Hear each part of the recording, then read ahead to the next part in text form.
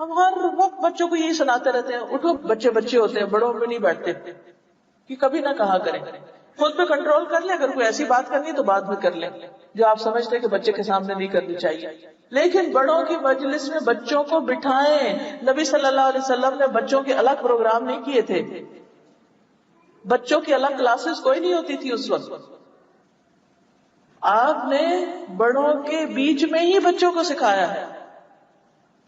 اسی لیے ہم دیکھتے ہیں کہ چھوٹے چھوٹے صحابہ 10-10 سال کی عمر میں جب نبی صلی اللہ علیہ وسلم فوت ہو گئے تو انہوں نے آپ کی احادیث سیکھی، جو آپ سے سیکھی براہ راست، اور پھر جو بڑے صحابہ سے سیکھی وہ سیکھ کر ایک طویل عرصے تک دین کو آگے پھیلاتے رہے، کیونکہ انہیں کانفیڈنس دیا گیا تھا کہ وہ یہ کام کر سکتے ہیں۔ ہم کہیں بھی جاتے ہیں بچوں کو الگ کر کے بٹھا دیتے ہیں، اپنی جان سے اتار دیتے ہیں جان چھڑانے کے لیے۔ مثلاً اکثر جو دعوتیں ہوتی ہیں، پارٹیز ہوتی ہیں، اس میں کس طرح ہوتا ہے، مرد الگ بیٹھ جاتے ہیں، یوتھ الگ بیٹھ جاتی ہے، لڑکیاں الگ بیٹھ جاتی ہیں، مائیں الگ قصے کرنے بیٹھ جاتے ہیں، ہر کوئی اپنے گروپ میں بیٹھ جاتا ہے، کوئی موقع نہیں ہوتا بچوں کے پاس کہ وہ بڑوں سے انٹریکٹ کر سکیں اور بڑوں کی وزڈم بچوں تک پہنچے۔ اس سے بچے کبھی بھی نہیں سیکھتے، وہ بچے ہی رہتے ہیں، کیونکہ انہوں نے کوئی بڑی بات سنی نہیں، سیکھی نہیں، سمجھی نہیں، دیکھی نہیں کہ وہ بڑے آپس میں انٹریکٹ کیسے کر رہے ہیں، یا بڑے چھوٹوں کے ساتھ کیسے پیش آئے۔ حتیٰ کہ کوئی بڑا گھر میں آئے بچوں کو ملواتے تک بھی نہیں، اس بات کی کوشش نہیں کرتے کہ بچے کسی بڑے کے پاس جا کے بیٹھے اور کچھ سنیں اور سیکھیں۔ لیکن اس کے برعکس جو مائیں اس چیز کا اہتمام کرتی ہیں، نانی دادی کے پاس بٹھاتی ہیں، بڑے بزرگ گھر میں آتے ہیں ان کے پاس بٹھاتی ہیں، ان کے ساتھ لٹاتی ہیں چھوٹے بچوں کو، ان کی گود میں دیتی ہیں جا کے، کیونکہ ان کے اندر بچوں کے لیے ایک اور ہی طرح کا پیار ہوتا ہے۔ جو بچوں کے بچے ہوتے ہیں مثلاً، یا بہن بھائیوں کے بچے ہوتے ہیں، یا پھر اسکالرز کے پاس خود لے جاتے ہیں۔ تاریخ اسلام کو آپ دیکھیں، بے شمار کتابوں کے اوپر بچوں کے نام لکھے ہوتے تھے کہ اس بچے نے مجھ سے یہ کتاب اپنی ماں کی گود میں سنی تھی، وہ ان کو باقاعدہ سرٹیفکیٹ دیا کرتے تھے۔ اور مائیں دودھ پیتے بچوں کو بھی لے جاتی تھی، مسجد بھی لے جاتی تھی اور اسکالرز کی مجلسوں میں بھی لے جاتی تھی، اور بچے چھوٹے ہوتے سن سن کے ان کے اندر پھر ان چیزوں کی محبت پیدا ہو جاتی، اور وہ اپنا ایک امیج بنا لیتے کہ ہم نے بھی بڑے ہو کر ایسا کرنا ہے۔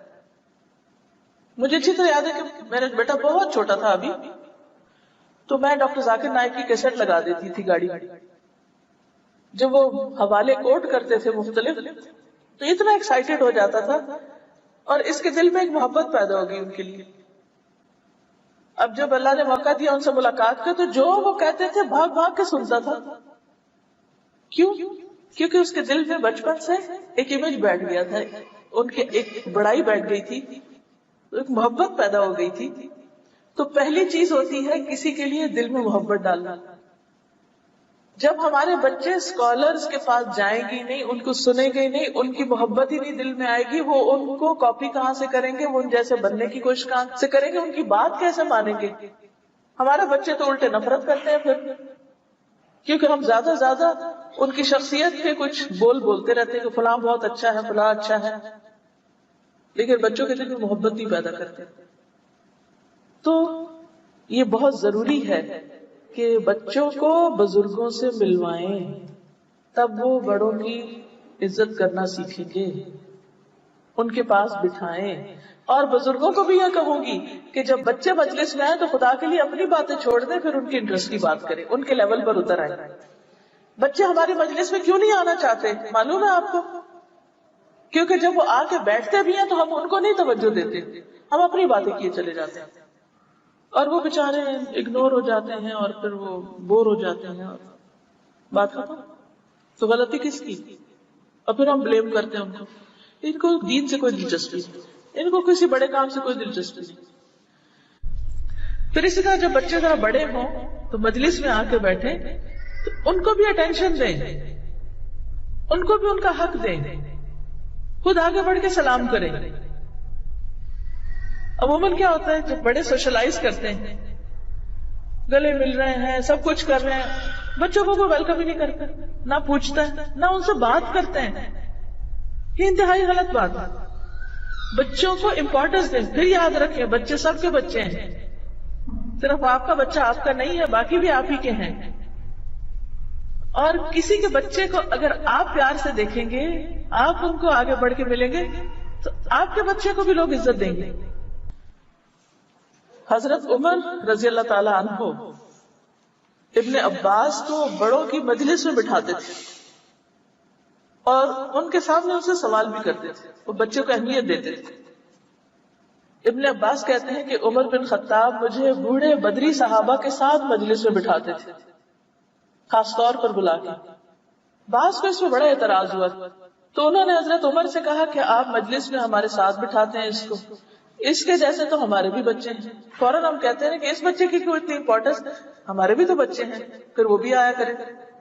عمر رضی اللہ عنہ نے کہا کہ اس کی وجہ تمہیں معلوم ہے کہ کیوں بٹھاتا ہوں. پھر انہوں نے ایک دن ابن عباس کو بلایا، انہی بڑے صحابہ کے ساتھ بٹھایا. ابن عباس کہتے ہیں کہ میں سمجھ گیا کہ آپ نے مجھے انہیں دکھانے کے لیے، کچھ سمجھانے کے لیے بلایا. پھر آپ نے اسے پوچھا کہ اچھا اللہ تعالیٰ کی اس آیت کے بارے میں تمہارا کیا خیال ہے، اذا جاء نصر اللہ والفتح، جب اللہ کی مدد اور فتح آ پہنچی، یہ سورت کیوں نازل ہوئی تھی؟ تو بعض لوگوں نے کہا کہ جب ہمیں مدد اور فتح حاصل ہوتی ہے تو ہمیں اس آیت میں اللہ کی حمد اور استغفار کا حکم دیا جا رہا ہے، اس کی تفسیر کر دی. کچھ لوگ چپ رہے، انہوں نے کوئی جواب بھی نہیں دیا. پھر آپ نے مجھ سے کہا ابن عباس کیا تمہارا بھی یہی خیال ہے، کیا معنی ہے اس آیت کا؟ میں نے عرض کیا نہیں، میں ان سے ڈس ایگری کرتا ہوں. پوچھا تمہاری کیا رائے ہے، یہ بچے ہیں اس وقت. میں نے عرض کی اس میں رسول اللہ صلی اللہ علیہ وسلم کی وفات کی طرف اشارہ ہے. اللہ تعالیٰ نے آپ کو یہی چیز بتائی اور فرمایا کہ جب اللہ کی مدد اور فتح آ پہنچے، یعنی آپ کی وفات کی خبر ہے، اس لیے آپ اب کیا کریں، اپنے رب کی حمد و ثنا اور استغفار کریں، بے شک وہ بڑا توبہ قبول کرنے والا مہربان ہے. عمر رضی اللہ عنہ نے کہا میں بھی وہی جانتا ہوں جو تم نے کہا، یعنی تم نے صحیح جواب دیا. اب آپ دیکھیے کہ اس سے بچے کی سیلف اسٹیم کہاں گئی ہوگی، کتنا اعتماد پیدا ہوا ہوگا اس میں.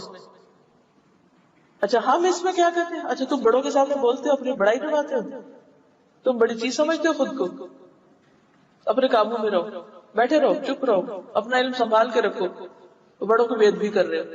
یہ بے ادبی نہیں ہے، یہ بچے کی سیلف اسٹیم کو بڑھانا ہے. اور اس میں ایک نارمل طریقے سے بات ہو رہی، کوئی بدتمیزی نہیں، بد اخلاقی نہیں، کچھ بھی نہیں.